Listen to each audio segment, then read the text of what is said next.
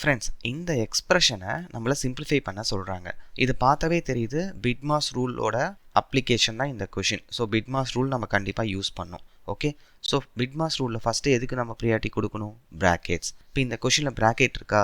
இங்கே இருக்குது பாருங்கள். இந்த ப்ராக்கெட்குள்ளே 4 ஆர் இருக்குது, எல்லாமே அடிஷனில் இருக்குது. அப்போ 4 ஆர் ஆட் பண்ண என்ன வரும்?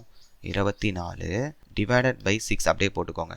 த ஹோல் டிவைடட் பை இங்கே கீழே பாருங்கள் 1 2 3. ஸோ 3 நாள் அடிஷனில் இருக்குது. இங்கே பாருங்கள் ஃப்ரெண்ட்ஸ், ப்ளஸ் 4 டிவைடட் பை 4 இருக்குது. ஸோ ப்ராக்கெட்க்கு அப்புறம் இண்டெக்ஸ் ப்ரியாரிட்டி கொடுக்கணும், இண்டெக்ஸ்க்கு அப்புறம் டிவிஷனுக்கு. அப்போ இந்த 4ஐயும் டிவைட் பண்ணால் என்ன வரும்? 1 வரும். ஸோ இப்போ ஈஸியாக புரியுதா உங்களுக்கு? இப்போ வாங்க, இப்போ கீழே என்ன இருக்குது? 3 4 இருக்கா? அதை ஆட் பண்ண என்ன வரும்? 12 ப்ளஸ் 1.